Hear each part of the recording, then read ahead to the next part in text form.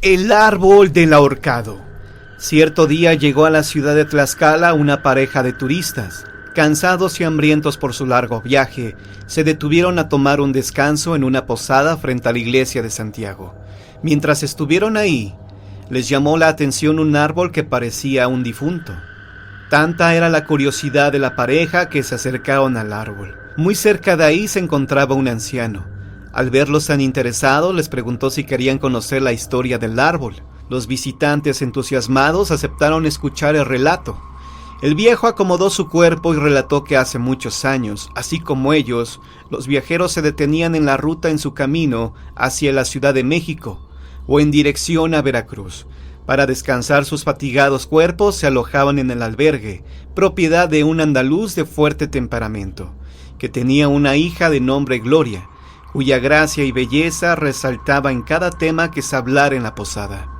Los hombres admiraban a la joven en silencio, pues ninguno se atrevía a expresarle sus intenciones por miedo al impetuoso progenitor. Por aquellos tiempos, un grupo de forajidos llamados los Plateados, apodados de esa manera por los brillantes botones y espuelas, confeccionados de dicho metal precioso que traían consigo, se hospedaron en la posada, donde pidieron pan y vino. Ese día los ánimos se subieron por la bebida, y uno de los visitantes insultó a otro desatando una batalla campal. Asustada, una de las camareras ya no quiso seguir atendiendo a los huéspedes, pero Gloria se acercó valientemente y siguió atendiendo a los forajidos. El más temible de los visitantes, un hombre llamado Evaristo, se acercó a la joven, la miró y le advirtió que ella fallecería. Ella, sin inmutarse ante semejante aseveración, contestó con gracia: «Mejor viviré». El jinete le propuso entonces visitarla. Gloria aceptó la propuesta, diciéndole que diera 3 golpes en su balcón para asegurarse de que se trataba de él. Una semana más tarde, debajo del balcón de Gloria, se escucharon los 3 golpes. La joven recibió contenta al forajido, ya que por fin alguien se estaba atreviendo a desafiar el carácter de su padre. Desde esa misma noche se convirtieron en novios, hasta que un día el dueño del establecimiento fue alertado. El furioso padre solicitó la ayuda de varios hombres, con quienes preparó una emboscada al bandolero. Así, cuando Evaristo se acercó por el camino, observó que Gloria le hacía señas desde el balcón. En realidad se trataban de gritos, advirtiéndole que no se acercara. Sin darse cuenta, los hombres lo sujetaron y le pusieron una cuerda alrededor del cuello, ahorcándolo en aquel árbol que estaba a un costado de la posada. Antes de exhalar su último aliento, un caballo irrumpió entre los hombres. Su jinete de un tajo cortó la cuerda que sostenía a Evaristo y salió despavorido con una lluvia de balas a sus espaldas. Después del tiroteo, el caballo se detuvo en la lejanía, mientras los hombres se dieron cuenta que Gloria había fallecido, en tanto que Evaristo se encontraba tirado gravemente herido. No conformes con esto, lo colgaron de nueva cuenta en el árbol, donde finalmente falleció. Se dice que el cuerpo del hombre ahorcado desapareció ante los ojos atónitos de los presentes. Segundos después escucharon a lo lejos el relinchar de un caballo. Cuando los crueles hombres voltearon a ver, se dieron cuenta que Evaristo y Gloria iban montados en aquel animal salido de ultratumba. Por eso, cuando se celebran las fiestas de Tetla, se dice que nadie debe pasar por debajo del árbol del ahorcado, pues de hacerlo, la imagen de un jinete galopando veloz junto con una joven cuyo rostro es una calavera se hará presente. Hola amigos, ¿cómo están? Les saluda Juan Antonio Mezcua. Hoy es lunes 11 de noviembre del año 2019. El degollado de la noria es una de mis leyendas favoritas y hoy la he regrabado para ustedes, ya que tengo un mejor equipo de audio y el sonido es increíble. Espero que les guste. Es curioso ver que los pobladores de aquel lugar se persignan antes de contar la historia del degollado de la noria, cada vez que se les pide que lo hagan. Pero existe cierta particularidad en la forma en que la narraba la señora María. Ella recuerda claramente lo sucedido. En aquel tiempo no tenía más de 10 años de edad. Su madre la había enviado a la noria, a Arboleda, con una de sus tías, para que le ayudara con el negocio, el cual consistía en limpiar las casas. ya que la tía era una persona mayor y ya no podía hacer bien sus labores. María sabía muy bien que su tía ya estaba muy grande y pronto podía fallecer. Sin embargo, la niña no se llevaba bien con su primo, ya que le reprochaba el hecho de que no se preocupara por la salud de su tía, sino que únicamente le preocupaba el terreno que ella poseía, aunque ese sentimiento era correspondido de la misma manera por el primo. Esa noche el primo llegó bastante borracho. Entre gritos, patadas y maldiciones, entró a buscar a su madre, quien presumía de tener un carácter fuerte, por lo que no dudó ni un momento en correrlo, por lo menos hasta que se le bajara la borrachera. Este, enfurecido, le gritó: «¿Cómo que ya es hora de que dejes este mundo, no?» Con estas terribles palabras se marchó el primo tambaleándose de borracho. Al llegar la mañana, María salió como de costumbre por las tortillas. Ahí fue donde se topó con un grupo de personas que, asustadas, afirmaban que había pasado la carreta de la parca aquella noche. La pequeña se acercó a ellos para poder escuchar mejor lo que decían. Se trataba de una creencia popular que aseguraba que cuando la carreta se escuchaba rondando por las empedradas calles de la Noria, de seguro alguien no tardaba en fallecer. Al instante pensó en su tía y de un salto corrió hasta su casa. Al regresar la encontró en su recámara. Como siempre, le pidió disculpas por no haber llevado las tortillas y le explicó lo que había escuchado. Y ella le confesó que todas eran unas viejas gallinas que se espantaban hasta de su sombra, que no creyera en semejantes cuentos, porque no dejaban nada bueno. Esa tarde regresó el primo a la casa, aparentemente furioso, reclamando el por qué lo había corrido si finalmente lo iría a buscar.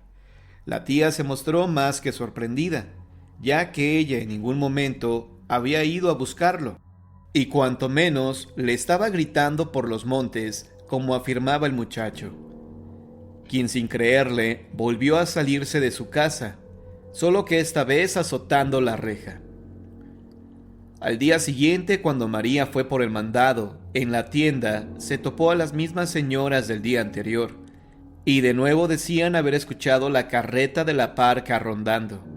Una de ellas dijo que la había visto dirigirse a la casa del huerto, a lo que otra de ellas contestó que por nada del mundo se deben asomar cuando ande la carreta vagando, pues te podía confundir con la persona que anda buscando, y que cuando se da cuenta de que no lo eres, se enoja partiendo el cuello con la guadaña. Estas palabras lograron inquietar demasiado a María, quien regresó muy pálida a casa, recordando las palabras de aquellas señoras, ya que aquel huerto donde decían haber escuchado la carreta era precisamente el huerto de la tía, donde se encontraba su primo.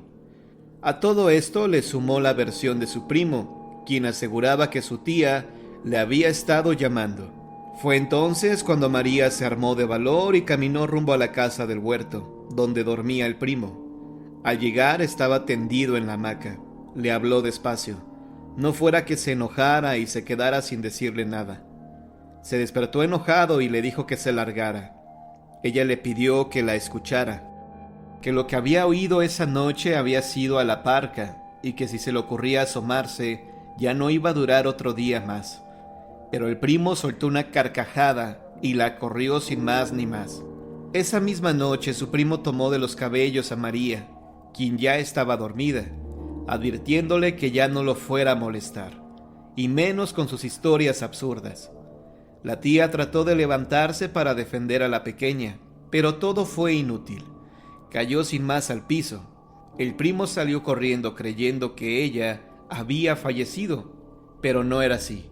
María se cercioró de que su tía estuviera bien. Así pasaron otros días, sin que supiera nada del primo.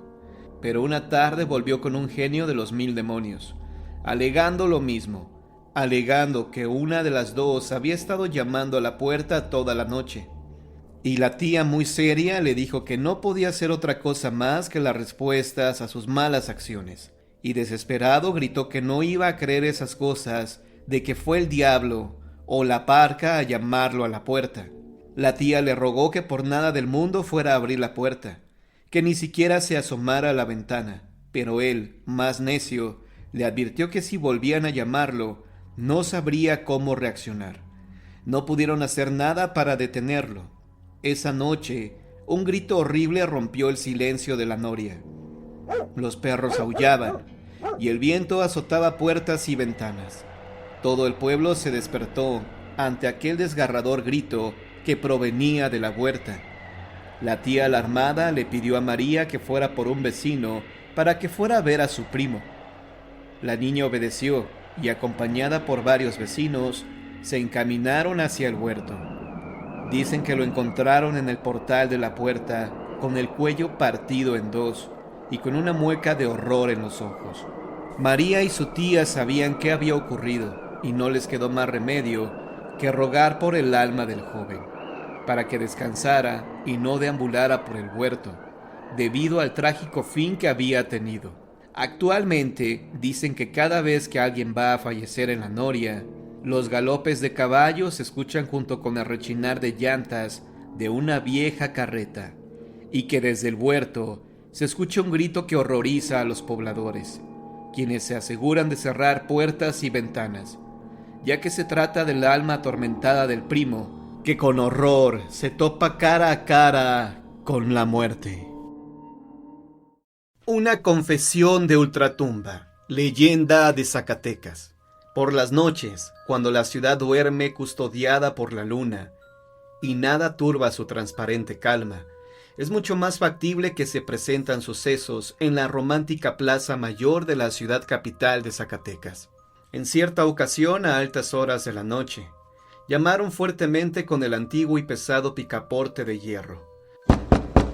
La puerta de la notaría del templo de Santo Domingo, donde se alojaba el padre Martín Esqueda.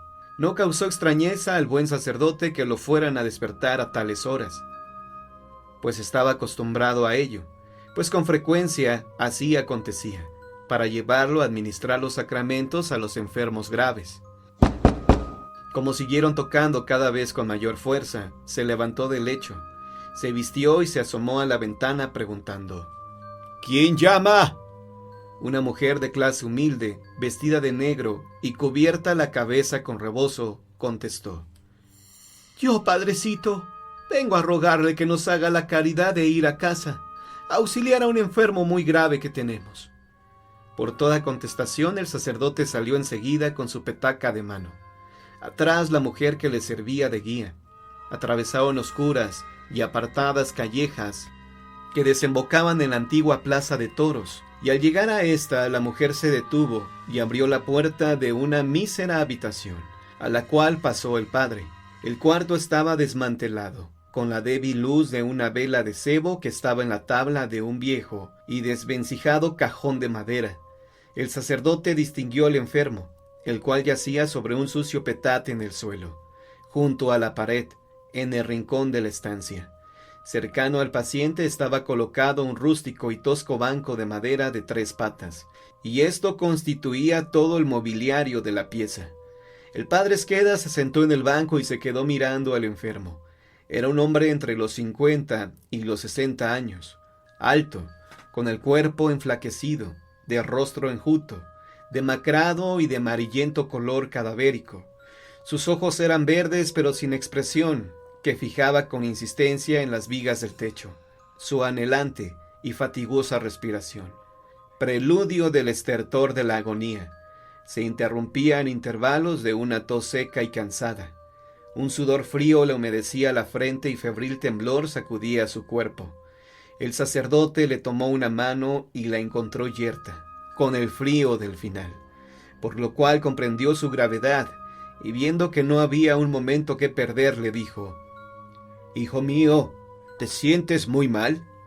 «Sí, padrecito», contestó el enfermo con desfallecida voz, «y quiero confesarme». Al oír esto, la mujer que había estado contemplando la escena salió a la calle. El sacerdote abrió su petaca, sacó la estola, se la colocó sobre los hombros y volvió a decir al enfermo: «Bien, hijo mío, di tus pecados». El paciente, no obstante su gravedad, tenía completa lucidez e hizo una larga confesión de sus culpas que terminó entre sollozos, signo inequívoco de su gran arrepentimiento. El padre, al terminar de escuchar este relato de sus pecados, lo confortó con sus consejos y le dio la absolución. Luego volvió a abrir la petaca, sacó lo necesario y le administró la extrema unción. Al cabo de ponerle los santos óleos, se quitó la estola y la colocó sobre una estaca de madera que estaba clavada en la pared. Cerró su petaca, se despidió tiernamente del enfermo y de su mujer, y se fue a su casa. Al día siguiente, como no encontraba la estola en su petaca, recordó que la había dejado olvidada en la casa del enfermo, y le preguntó al sacristán: «Dime, ¿no han traído la estola de la casa del enfermo que fui a confesar anoche?» «No, padre, no han traído nada». «Vaya, qué raro está esto». Al punto mandó al monaguillo por ella, y luego de largo rato de espera regresó manifestando que había tocado mucho rato a la puerta de la casa y que nadie la abrió, por lo que creía que estaba deshabitada. Impaciente, el padre mandó con apremio al sacristán, el cual dilató en volver el doble de tiempo que el acólito, y a su regreso dijo al sacerdote lo mismo que aquel. Había estado tocando fortísimamente, hasta con una piedra, y que nadie la abrió. Y por lo mismo tenía la seguridad de que en esa casa no vivía nadie. El padre Esqueda perdió la paciencia y nervioso fue personalmente a la casa, con igual resultado que los dos anteriores, pues no obstante lo mucho que tocó, nadie la abrió, quedando con la certeza de que la casa estaba deshabitada, porque además todos los indicios demostraban que la puerta hacía largo tiempo que no se abría. Como no encontraba por aquellos arrabales de la plaza de toros alma viviente que le informara al respecto, fue intrigado al ver al dueño del edificio, quien al escuchar el relato del padre respondió: «Padrecito, es muy extraño lo que usted me refiere. ¿No sería víctima de un sueño o de alguna pesadilla? Porque hace más de un año que tengo desocupados estos cuartos de la plaza de toros, y por lo mismo durante todo ese tiempo no se ha abierto, sino que han permanecido cerrados».